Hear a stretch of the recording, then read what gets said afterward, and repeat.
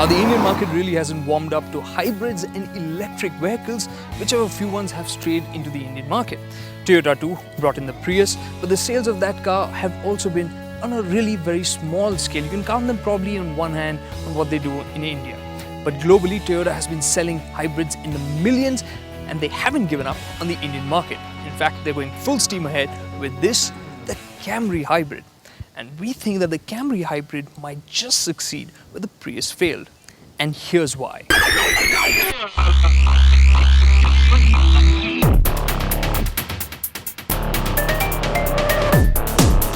It all boils down to the hardware and technology behind Toyota's hybrid synergy drive. This Camry Hybrid uses a proper full-size 2.5-litre petrol motor, just like the regular Camry. But it develops 158 bhp of power, which is 20 bhp less.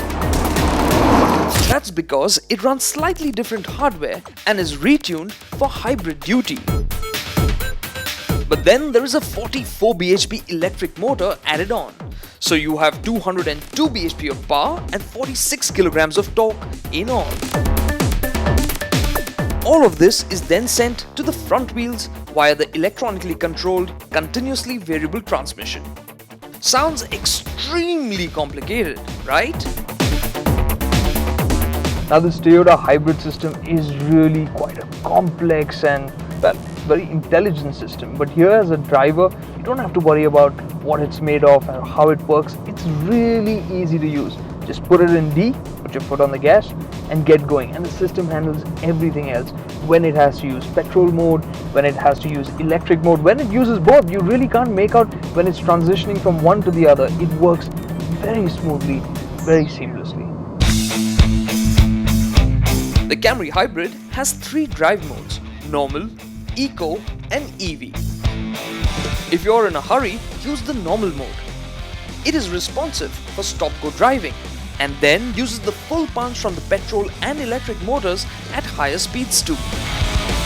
Since the Camry uses a CVT transmission, there is some rubber band effect, but it isn't too much of a bother, and at the end of the day, it helps improve efficiency. But if you want to make things more efficient, you can shift to the eco mode, where responses become a bit more dull, but fuel efficiency is better. But the cheapest and the greenest way of traveling for short bursts is using the EV mode. In this mode, the Camry Hybrid can travel 3 to 4 kilometers using only electricity, and it can even cruise at up to 50 kilometers an hour. Despite its small battery, the hybrid powertrain showed some impressive fuel efficiency figures on the car computer. But the Camry Hybrid's ARAI certified rating is around 19 kilometers per litre, and in the real world, you can expect 12 to 13 kilometers per litre from this machine. Impressive.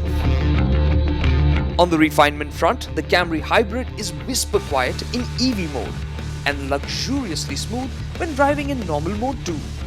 That is, unless you really flat-footed. But if you put your foot down hard like this, then the engine is audible, but still, it's not too loud. Now, even though there's an additional 170 kilos, most of which is sitting at the back, the ride quality wasn't clunky. It might thud over some big bumps, but for the most part, ride quality is as cushy as you would want in a car like this. There were other surprises in store too. We were expecting the Camry Hybrid to be greener, but Toyota has sprung a nice surprise by making it more luxurious as well with a couple of nice extras. For instance, the seat back reclines. The brochure says about 8 degrees, but in practice it turns out to feel like a lot more. Check this out. It makes it really easy to catch a nap here in the back. You also have controls for the music system.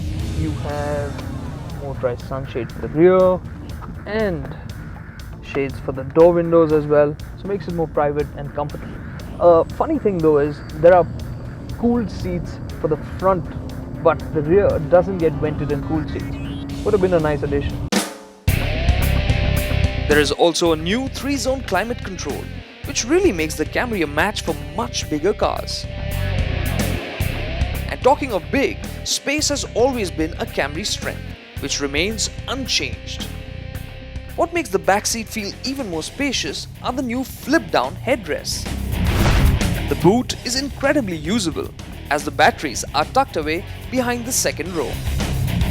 And Toyota has given a few subtle touches to show that this is a special Camry. There is a blue hue to the badges. Then there are the revised bumpers and tail lamps for a more distinctive look. Now on this brief drive of the Toyota Camry Hybrid, I've got the feeling that it is a bit special, a bit different from other hybrids and electric vehicles that have been on sale in India. And that's because it lets you forget that it is a hybrid vehicle.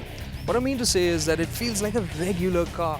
You've got proper boot space, you've got great space on the inside, it rides well, it's peppy to drive, and Toyota have thrown in a couple of extras in terms of features, which just sweeten the deal in terms of that sense of luxury and appeal that comes on the inside now. All in all, it feels like a great large executive saloon, with the plus point that the hybrid drive is also dishing out better fuel efficiency and better tailpipe emissions. On the downside though, hybrids are more expensive than just petrol motors, and there are no incentives right now in place from the Indian government for that. Nonetheless, Toyota will be assembling this here in India, so they should still be able to price this quite well. We expect it to be priced about 4 to 5 lakh rupees more than the regular Toyota Camry Petrol. Even then, the Camry Hybrid will have a tough time wooing the Indian car buyer from their current love affair, their diesel darlings. Hopefully though, this is only the beginning.